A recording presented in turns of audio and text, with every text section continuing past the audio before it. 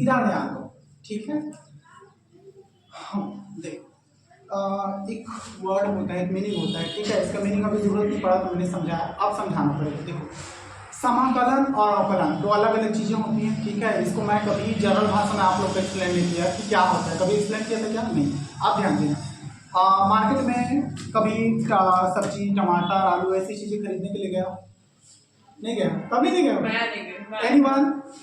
कोई नहीं, ठीक, कोई बात नहीं। घर में टमाटर आते हैं, आलू आता है, ठीक है। कभी देखते हो तो काटने वाटने के पहले चेक करते हो सड़ा है कि नहीं सड़ा है, अवकलन करते हो।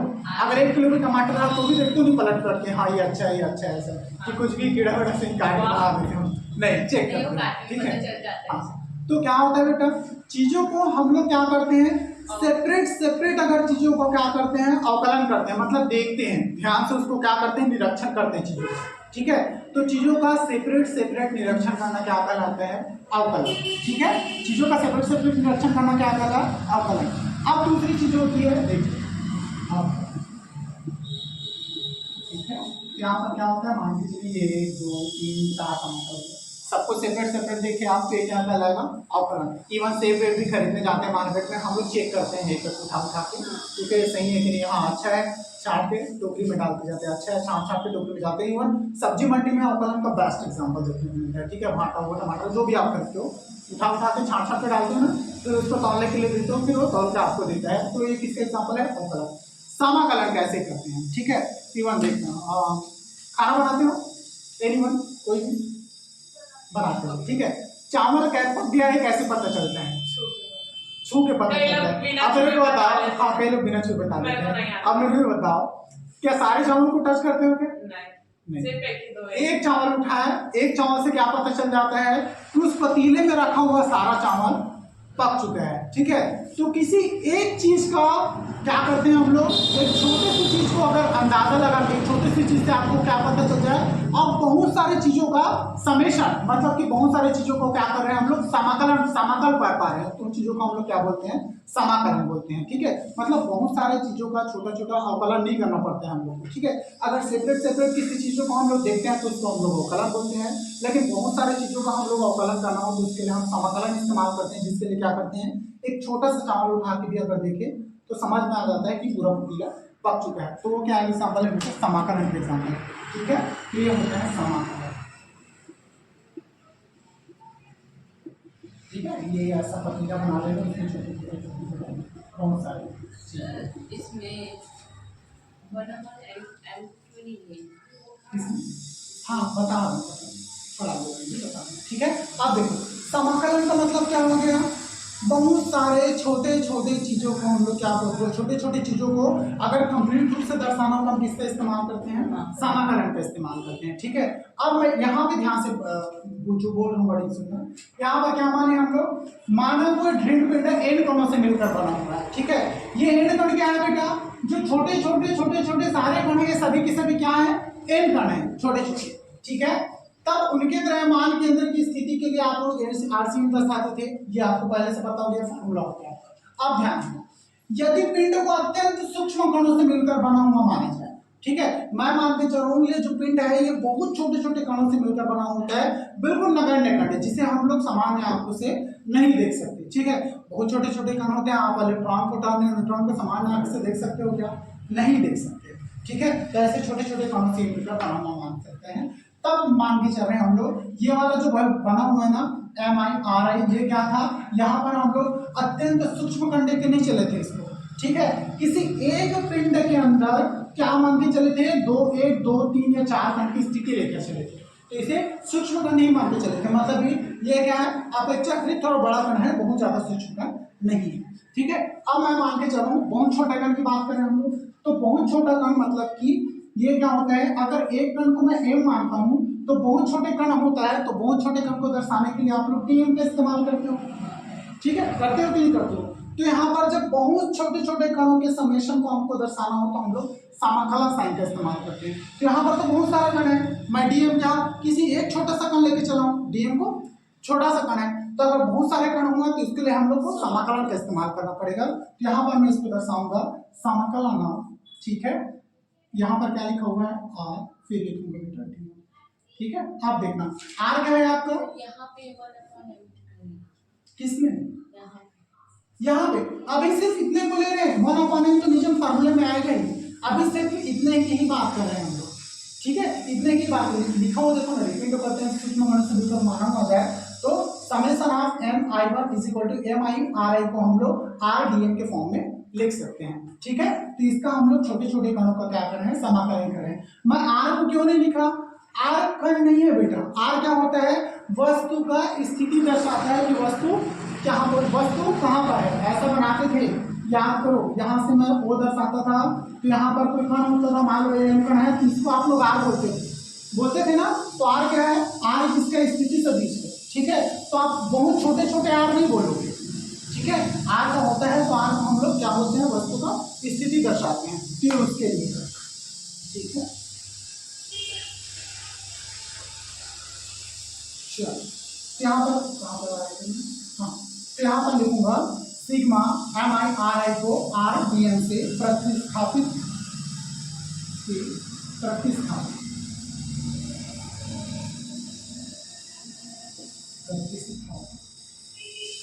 किया जा सकता है,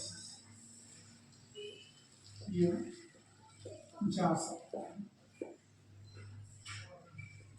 ठीक है, आप ध्यान दो, यहाँ पर क्या हो गया आपका, आर सी एम बैठकर इसी को तो आप लिखते थे 1/m ऐसा लिखते थे। अब मैं क्या लिख रहा हूँ, इतने स्टेप जो सामने दिख रहा है इसको किससे प्रतिस्थापित कर दिया हूँ, इससे प्रतिस्थापित क्यों क्यों कि नहीं क्यों, एम आई के जगह में क्या लिया बेटा, टी एम दिया हूँ, और यहाँ पे आर लिखा था, तो अगर समाकलन का साइन हटेगा तो यहाँ पर आई का साइन हट जाता है। ठीक है, समाकलन करने के, तो यहाँ पर मैं इसको किससे लिखूंगा, समाकलन ऑफ r।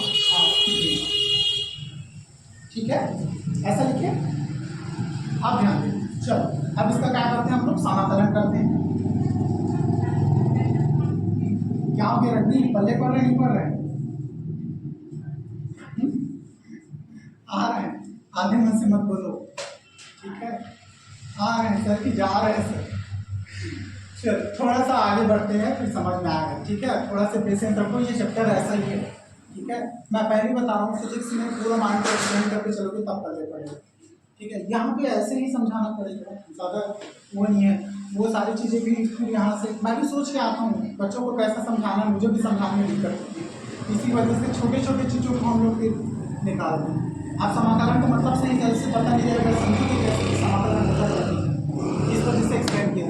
यहाँ पे बहुत छोटे छोटे कण हैं, वहाँ भी बहुत छोटा छोटा चावल था, उस चावल के एक दाने को उठा के आप लोग क्या करते हैं, पूरी चीज़ को आकलन कर लेते हैं कि पूरे चावल पर क्या है। तो यहाँ भी, यहाँ पर हम एक छोटे से द्रव्यमान को लेके आकलन कर रहे हैं कि ये संपूर्ण द्रव्यमान, संपूर्ण द्रव्यमान का क्या निकाल रहे हैं हम लोग, टोटल स्थिति निकाल रहे हैं सभी की सभी। अब यहाँ पर इतना सारा कण है, मैं सभी का यहाँ से अगर स्थिति निकालने गया ऐसे ऐसे ऐसे ऐसे ऐसे, ये तो कचरा हो जाएगा। ठीक है, यहाँ पर क्या कर रहे हैं हम लोग, एक पर्टिकुलर छोटा सा कण ले लिया है, मान के चले हैं सभी कणों का द्रव्यमान इतना ही है, डी है, सब छोटा छोटा छोटा छोटा कण है, तो इसको हम लोग क्या कर रहे हैं, छोटा छोटा कण को एक एक करके थोड़ी निकालेंगे, सीधा समाकलन कर देते हैं। एक कण का निकालेंगे, सब कण का निकालेंगे, समझ में आया, तो ऐसे करते हैं बेटे समाकलन। ठीक है, ऐसा माइंड में ज्यादा प्रेशर लेके मत चलो। ठीक है, हल्का रखो माइंड, बस होने वाला है। चलो, तो यहाँ पर ये मान के चले हैं 1/f, ये हो गया आपका, इसका समाकलन करने की जरूरत नहीं, यहाँ पर लिख गया, ये हो गया आपका समीकरण नंबर। ठीक है, नीचे में लिख लेना, यहाँ पर डीएम, डीएम क्या है, डीएम को तो लिखा तो मैं बताया था, क्या है डीएम, प्रत्येक सूक्ष्म तत्व का द्रव्यमान, प्रत्येक सूक्ष्म तत्व का द्रव्यमान,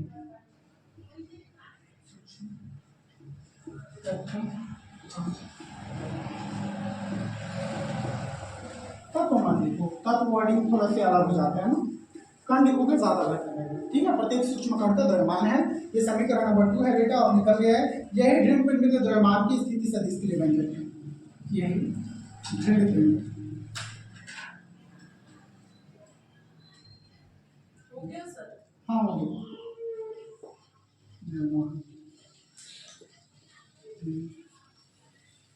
इसकी भी सदिश और बड़ा करना था क्या,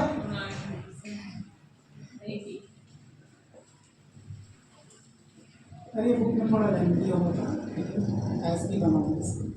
हम लोग एक समान छड़ का द्रव्यमान केंद्र, एक समान छड़, ये भी छोटा सा है, एक समान छड़ का द्रव्यमान,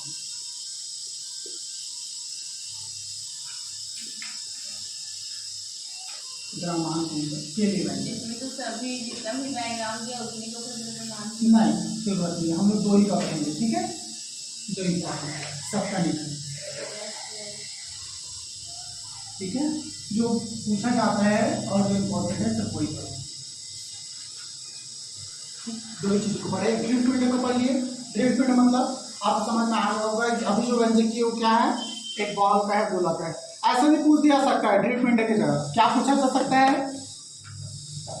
एक टेनिस बॉल, ठीक है, एक टेनिस बॉल भी क्या है, ड्रिफ्ट पिंड है ना, तो उसके द्रव्यमान केंद्र के लिए व्यंजक स्थापित कीजिए। तो ऐसा नहीं सर टेनिस बॉल तो पढ़ाई नहीं, छोड़ के दिया, ऐसा भी मत करना, ठीक है। ड्रिफ्ट पिंड मतलब क्या हो गया बेटा, मजबूत पिंड जिसके आप आकार या आयतन में परिवर्तन ना कर सको, ठीक है, वो सारा का सारा क्या है, ड्रिफ्ट पिंड है। एक लोहे का बॉल बोल दिया, एक लोहे का गोला बोल दिया, तब भी आप यही बनाओगे, ठीक है। तो क्वेश्चन कभी भी एक टाइप का पूछेगा, ऐसा नहीं सोच के चलना है। कभी कभी इवन ये तो कौन सा क्लास है आपका, 11th क्लास है, मानता हूँ टीचर ने कुछ भी, 12th क्लास में जाओगे बिल्कुल ऐसा होता है, ड्रिफ्ट पिंड नहीं लिखा होता है, कभी कभी एग्जाम में खेल जाते हैं बच्चों के दिमाग से, वहाँ पे क्या बोलते हैं, लोहे के बॉल के लिए व्यंजक द्रव्यमान, लोहे के बॉल के द्रव्यमान के लिए व्यंजक स्थापित कीजिए। अब एग्जाम्पल बता रहा हूँ कि क्वेश्चन कैसे घुमाया जाता है, और बच्चे बड़े मासूम होते हैं, उनके माइंड में तो कुछ चलता ही नहीं है, जो पढ़ के जाए, जो जैसा बैटिंग रहता है बिल्कुल वैसा बना के आते हैं, तो ऐसा मत बनो, ठीक है। माइंड को ज़्यादा से ज़्यादा क्या करो, एक्सपेंडेड रखो, चारों तरफ फैला के रखो, ऐसा भी पूछा जा सकता है, ऐसा भी हो सकता है, ऐसा भी हो सकता है,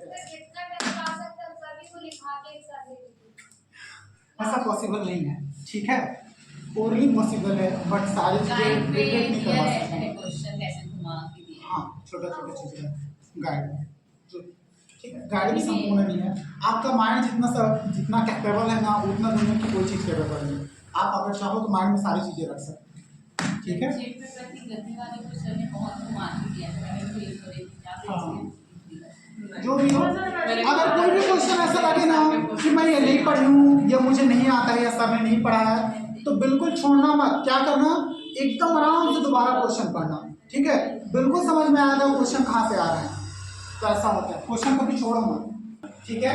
यहाँ पर हम क्या बात कर रहे हैं, कोई एक समान छड़ है, उसके द्रव्यमान केंद्र के लिए व्यंजक स्थापित कर रहे हैं। एक समान का मतलब होता है बेटा, अगर कोई छड़ बना हुआ है ऐसा, ठीक है, तो इसकी लंबाई सभी जगह क्या है, एक समान है, मतलब पूरी तरह से पैरेलल है, ठीक है, और इसका द्रव्यमान सभी जगह एक समान है, मतलब कि कहीं ऐसा नहीं है कि ऊपर नीचे इधर वाला भाग मोटा हो गया, इधर वाला भाग पतला हो गया, ऐसा नहीं, ठीक है। ऐसा होगा तो इसको हम सही तरीके से बैलेंस नहीं कर पाएंगे क्या, देखो ये मान के चलिए टोटल का टोटल जो छड़ है वो इतना ही लंबा है, ठीक है, आप क्या होता है, इधर वाला पोर्शन ज्यादा मोटा है, ठीक है, इधर वाला पोर्शन ज्यादा ही पतला है, तो आप क्या, आप इसको यहाँ से बैलेंस कर पाओगे, नहीं कर पाओगे। इसका द्रव्यमान केंद्र यहाँ होने के बजाय किधर खसक जाएगा, पतले की तरफ खसकेगा कि मोटे की तरफ खसकेगा, हाँ ठीक है, तो इसका द्रव्यमान केंद्र इधर में जाके किधर आएगा बेटा, यहाँ कहीं पे हो जिधर मोटा है, ठीक है, और उसको आप लोग लगभग यहाँ सेंटर से कुछ दूरी पर इधर बैलेंस कर पाओगे, ठीक है। तो हम ऐसा लेके नहीं चल रहे हैं, यहाँ पर हम मान के चल रहे हैं एक समान छड़ का द्रव्यमान केंद्र, मतलब कि यहाँ पे जो छड़ बना हुआ है ये क्या मान के चले बेटा, एक समान है, ठीक है, पूरा का पूरा क्या है, हालांकि नहीं दिख रहा होगा ऊपर नीचे, लेकिन आपको एक समान लेके चल रहा है, ठीक है। तो इस एक समान छड़ में मैं मानता हूँ कि इस एक समान छड़ की लंबाई कितनी है बेटा, यहाँ से लेके यहाँ तक L, ठीक है। आप ध्यान देना, इस L लंबाई के छड़ में मैं एक छोटा सा पोर्शन चुन रहा हूँ, ठीक है, एकदम छोटा सा पोर्शन, मैं मान के चलता हूँ इतने छोटे से पोर्शन के लिए, तो इतने छोटे से पोर्शन का मैं लेंथ मान के चलता हूँ इसको DL रहेगा, इसको DX मान लो, ठीक है, L लंबाई का छड़ है यहाँ पर DX, टू डायरेक्शन में DX लिया हुआ है, ठीक है। तो इसकी लंबाई क्या मान के चलूंगा, X से दर्शाते थे, याद आ रहा है, किसी चीज की स्थिति को दर्शाना X से दर्शाते थे, इसको DX मान के चलूँ, और इस छोटे से पार्ट का द्रव्यमान क्या मान के चलूँ, मैं DM मान के चलूँ, ठीक है। अब ध्यान देना, इस छोटा सा जो पार्ट दिख रहा है ना, इसकी ओरिजिन से, ओरिजिन है मतलब कि अक्ष से, मुख्य बिंदु से, ठीक है, मुख्य बिंदु से मैं इसकी दूरी क्या लेके चल रहा हूँ, स्मॉल x लेके चल रहा हूँ, ठीक है, मतलब यहां से लेके यहां तक की दूरी कितनी है, स्मॉल एक्स, ठीक है। टोटल समझ में आया। इस पूरी छड़ की लंबाई क्या है, एल है, ठीक है। इस एल में ये जो टोटल छड़ की लंबाई एल है, अब यहां पर जो छड़ है ये है छड़ टोटल,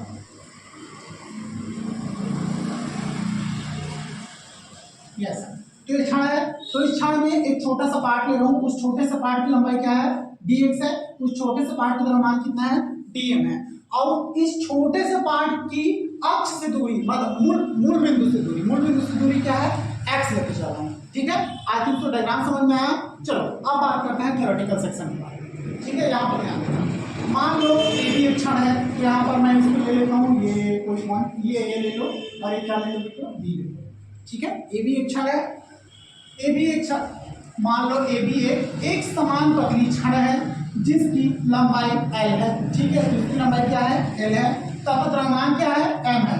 तो इस टोटल क्षण को मैं द्रव्यमान क्या के चलूं, मान के चलूं, कैपिटल एम मान के चलूं, ठीक है। यहाँ पर दर्शाया गया कैपिटल, यहाँ पर भी मेंशन कर सकते हैं लेकिन छोड़ो, ठीक है। उसका क्या है, तथा द्रव्यमान क्या है, एम है। तब क्षण के प्रत्येकांक लंबाई के लिए द्रव्यमान, अब ध्यान देना, अब कितना लंबा है आपका क्षण, एल लंबाई क्या है, ठीक है।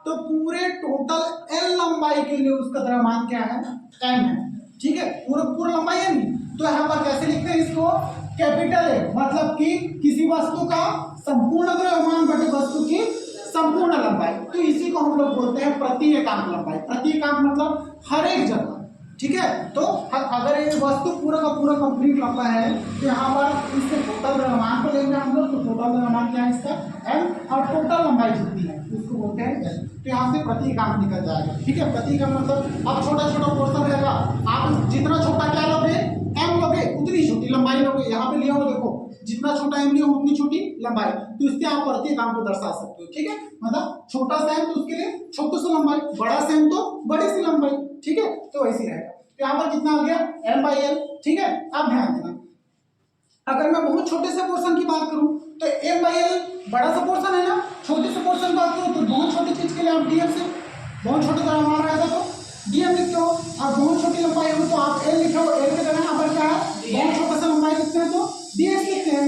यहाँ पर मैं क्या लिखूंगा, डीएक्स इज इक्वल टू क्या हो गया, एम बाई, ठीक है। मतलब कि ये दोनों के दोनों सेम चीजें हैं, ये बस बड़ा सा द्रव्यमान बड़ी सी लंबाई, और ये क्या हो गया, छोटा सा द्रव्यमान छोटी सी लंबाई, बड़ा सा द्रव्यमान बड़ी सी लंबाई, दोनों के दोनों क्या है, बराबर है, एक जैसी चीजें हैं, दोनों में कोई भी प्रकार का अंतर नहीं है, ठीक है। आई थिंक तो आपको यहाँ पर समझ में आया, ठीक है। आप ध्यान देना, मैं यहाँ पर d m is equal to का लिखना चाहूँ, क्या लिखूंगा, डी उधर ट्रांसफर कर देता हूँ, तो इसको क्या लिखूंगा, एम अपॉन डी एक्स, ठीक है। यहाँ से मुझे मिल गया बेटा डी एम, ठीक है। चलो अब बात करते हैं यहाँ पर मूल बिंदु से क्षण के द्रव्यमान केंद्र की स्थिति, ठीक है। मूल बिंदु क्या है आपका यहाँ पर, मूल बिंदु ओ से द्रव्यमान केंद्र की स्थिति। चलो द्रव्यमान केंद्र को किससे दर्शाते हो आप लोग, आरसीएम से दर्शाते थे नहीं। अब आर क्या था मेरे को बताओ, आर क्या होता है, आर होता है यहाँ से वस्तु का पोजीशन के बीच की दूरी, यहाँ से वस्तु की स्थिति को दर्शाता था कि नहीं दर्शाता था। अब मुझे इस डायग्राम में ऐसा कौन सा चीज है जो यहाँ पर मेरे को वस्तु की स्थिति दर्शा रहा है, मतलब वस्तु कहाँ पर ये दर्शा रहा है, क्या दर्शा रहा है, एक्स दर्शा रहा है, एक्स बता रहे हैं कि वस्तु कहाँ पर है। यहाँ पर बोला जा रहा है नहीं, ओरिजिन से वस्तु कितनी दूर है, एक्स दूरी पर है, कितनी दूरी पर है, एक्स दूरी पर है। तो यहाँ पर आरसीएम की जगह मैं क्या लिखूंगा, एक्ससीएम, ठीक है। दर्शाओगे नहीं, यहाँ से दर्शाते थे कि आर से वस्तु कहाँ पर है, तो आर से दर्शाते थे आप लोग। यहाँ से ओरिजिन से ये होता था, आपको ओरिजिन याद आ रहा है तो पढ़ाया हूँ, ये होता था ओरिजिन। यहाँ से हम लोग यहाँ पर अगर वस्तु है तो इसको M1 M2 M3 जो भी लेते थे, तो यहाँ से वस्तु कहाँ पर है कैसे पता चलता था, आर से डिनोट करते थे। तो यहाँ पर वस्तु किससे दर्शा रहा हूँ मैं, एक्स से दर्शा रहा हूँ कि एक्स पर है, तो एक्स क्या देगा, एक्स ही आ जाएगा। अंकिता समझ में आ रहा है, नहीं आ रहा है, आ रहा है ना, ठीक है। कल बताया था बेटा, ठीक है। इसीलिए बोल रहा हूँ डेली पढ़ के तब जाके अच्छे से पढ़ लेते हैं। चलो अब यहाँ पर मैं कैसे लिखूंगा इसको, एक्ससीएम, आरसीएम याद करो 1/m होता था, फिर summation of x d m, ठीक है, आप भी इससे पहले वाले डिफरेंस में फाइंड आउट किए हो कि नहीं किए हो? देखो यहाँ पर RDM था, R था कि नहीं था? था ना यहाँ पे R, ठीक है। उसकी जगह X क्यों लिया? क्योंकि वस्तु को पोजीशन कौन दर्शा रहे हैं यहाँ पे? X दर्शा रहे हैं, इस वजह से X लिए हैं, ठीक है। चलो अब इसका हम लोग वैल्यू पुट करते जाओ। XCM कितना हो जाएगा? 1/m, ठीक है, समेशन ऑफ X। उसके बाद क्या है? DM का मान क्या है यहाँ पे? ये है DM का मान, देखो यहाँ से, है ना? तो पुट करो, कितना है? M/L, फिर क्या है? dx, ठीक है। चलो जो काम करनी है उसको बाहर निकाल दो, ठीक है। काम करनी है, कैसे पता चलता है? किसके रिस्पेक्ट में है समाकलन? किसके रिस्पेक्ट में है? x के रिस्पेक्ट में है, तो सिर्फ x वाले पोर्शन ही अंदर रहेंगे, बाकी सारे पोर्शन बाहर रहेंगे, बाहर आ जाएंगे, ठीक है। बाकी सारे पोर्शन बाहर। आप ध्यान दो, हाँ चलो बाहर निकालते हैं, फिर काट देंगे, ऐसे में पढ़ने पड़ेगा। यहाँ पर क्या हो गया बेटे? m को बाहर निकाला तो क्या हो गया? M/m, ठीक है। m के बाहर निकलेगा कि नहीं निकलेगा? निकलेगा। तो यहाँ क्या हो गया? ml हो गया ना, ठीक है। फिर समेशन ऑफ x dx, बस इतना ही अंदर बचा, और कुछ बचा है? नहीं बचा है, ठीक है। यहाँ पर m से m क्या हो गया? कट गया। अब क्या बचा? l बचा, ठीक है। अब इसको मैं क्या लिखूंगा? XCM = 1/L, ठीक है। फिर समाकलन, अब समाकलन देखो, आप लोग समाकलन को कैसे दर्शाओगे, ठीक है। आप ध्यान देना, वस्तु कहां से? वस्तु की टोटल लंबाई कितनी है? L है, ठीक है। मतलब स्टार्टिंग में अगर वस्तु की लंबाई बोले तो स्टार्टिंग में क्या है? 0, ठीक है। और कंप्लीट लंबाई यहाँ पर बोलेंगे तो क्या बोलेंगे? L, मतलब 0 से L लंबाई तक की है वस्तु, है कि नहीं है? शुरू में वस्तु एकदम स्टार्टिंग पोजीशन में बोलोगे तो आप वस्तु की लंबाई क्या बताओगे? 0 है, कोई भी लंबाई नहीं वस्तु की। लेकिन बढ़ते जाएंगे आगे तो वस्तु की लंबाई क्या होगी? अभी L तक होगी। L इसलिए बोल रहे हैं कि हम लोग को स्पेसिफिक लंबाई नहीं दी गई है। 5 सेंटीमीटर, 10 सेंटीमीटर, 11 सेंटीमीटर बोला गया है क्या? नहीं बोला गया, तो वो स्पेसिफिक लंबाई है। तो यहाँ पर आप समाकलन कर रहे हो तो x क्या है? वस्तु की लंबाई है कि नहीं है? तो x वस्तु की लंबाई को आप लोग, वस्तु की लंबाई वहां पर L है ना, तो कितनी है? वस्तु की टोटल लंबाई 0 से L तक वेरी करती है, ठीक है। तो इसको मैं कैसे दर्शाऊंगा? x dm, ये लिमिट लग गया, ठीक है। लिमिट को आप मेथड बताया था मैं, लिमिट कैसे लगाते हैं और उसको सॉल्व कैसे करते हैं। चलो यहाँ पर फिर नेक्स्ट स्टेप सॉल्व करते हैं। चलो नेक्स्ट इसका क्या करो आप लोग? समाकलन करो। XCM कितना हो गया? 1/L। फिर चलो समाकलन करो तो इसका क्या हो जाएगा? इंटीग्रेशन ऑफ XDM, dm क्या नहीं है, dx, ठीक है। x dx का समाकलन बताओ तो क्या होगा?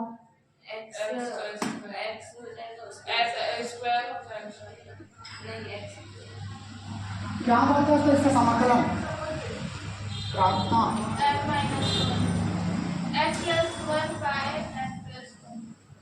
n+1/n+2 यही पढ़ा है। x की पावर में n+1/n+1, ठीक है। तो n की जगह चाहे जो भी घात हो, अगर n की जगह 1 हो तो 1 घात लिखोगे। तो यहाँ पर कितना था? x⁴dx का समाकलन कर रहे हैं हम लोग, कर रहे हैं ना, मतलब घात में कितना है बेटा? 1 है। तो इसको कैसे लिखूंगा मैं? x की पावर n की जगह 1 लिखूंगा ना, तो कितना हो गया? 1+1/1+1, तो कितना लिख सकते हैं इसको मैं? x² लिख सकता हूँ। आगे का पल्ले पढ़ रहा है, आ रहा है ना? चल नेक्स्ट यहाँ पे बात करते हैं, ठीक है। ये क्या हो गया? 1/L। अब इसका समाकलन करके लिख रहा हूँ मैं सीधा। यहाँ भी पावर में 1 है ना, है कि नहीं है? कुछ नहीं है, मतलब पावर में 1 है, तो कैसे लिखूंगा इसको मैं? x²/2 हो गया इसका समाकलन। लेकिन लिमिट समाकलन होने से नहीं हटता है, लिमिट लगा ही रहता है, ठीक है। लिमिट कैसे पुट करते हैं? पहले अपर को पुट करते हैं, लोअर को पुट करते हैं। समझ में आता है कि नहीं? पहले ये बता, आ रहा है ना? ठीक है। यहाँ सब नहीं लाना बेटा, हम लोग को भी अगर कुछ समझ नहीं आएगा तो हम लोग पढ़ाने में दिक्कत होता है, ठीक है। समझ में आता है तो आता है, आ रहा है पक्का? आ रहा है, ठीक है। चलो कौन सा लिमिट पुट करेंगे? पहले अपर पुट करेंगे। चलो बताओ तो अपर पुट करने के बाद क्या होगा मान? क्या होगा?